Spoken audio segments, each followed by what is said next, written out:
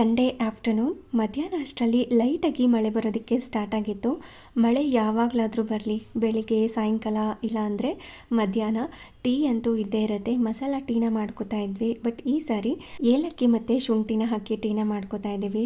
ಬಿಸಿ ಬಿಸಿಯಾಗಿ tea coffee ಜೊತೆ ಏನಾದ್ರೂ ಸ್ನ್ಯಾಕ್ಸ್ ಇರಬೇಕು.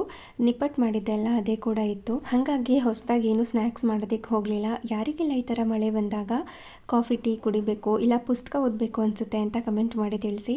ಮಳೆ ಬರ್ತಾ ಇತ್ತಲ್ಲ, ಹಾಗಾಗಿ ಮಾರ್ಕೆಟ್ಗೂ ಕೂಡ ಹೋಗೋಕ್ಕಾಗಲಿಲ್ಲ. ಆನ್ಲೈನಿಂದಲೇ ತರಕಾರಿಗಳನ್ನ ಆರ್ಡರ್ ಮಾಡಿಕೊಂಡು ಅದನ್ನು ಕೂಡ ನೀಟಾಗಿ ಕ್ಲೀನ್ ಮಾಡಿಕೊಂಡು ಸ್ಟೋರ್ ಮಾಡ್ಕೊಂಡಿದ್ದಾಯಿತು. ಇನ್ನು ನೈಟ್ ಡಿನ್ನರ್ಗೋಸ್ಕರ ಸಂಡೇ ಸ್ಪೆಷಲ್ ಆಗಿ ಬಾದಾಮಿ ಹಾಕಿ ಪನ್ನೀರ್ ಗ್ರೇವಿ ಮಾಡ್ಕೊಂಡಿದ್ದೆ ರೆಸ್ಟೋರೆಂಟ್ ಸ್ಟೈಲ್ನಲ್ಲಿ. ಹಾಗೆಯೇ ಮನೆಯಲ್ಲೇ ತುಂಬ ಸಿಂಪಲ್ ಆಗಿ ಗೋಧಿ ಹಿಟ್ಟನ್ನು ಬಳಸ್ಕೊಂಡು ಬಟರ್ ನಾನ್ ಕೂಡ ಮಾಡ್ಕೊಂಡಿದ್ದೆ. ಇದ್ರ ಕಂಪ್ಲೀಟ್ ರೆಸಿಪಿ ಮತ್ತು ವ್ಲಾಗ್ನೆಲ್ಲ ಪೂಜುಕ ವ್ಲಾಗ್ಸ್ ಯೂಟ್ಯೂಬ್ ಚಾನಲಲ್ಲಿ ಶೇರ್ ಮಾಡಿರ್ತೀನಿ. ಯಾರಿಗಾದರೂ ಇಂಟ್ರೆಸ್ಟ್ ಇದ್ದರೆ ಹೋಗಿ ಚೆಕ್ ಮಾಡಿ.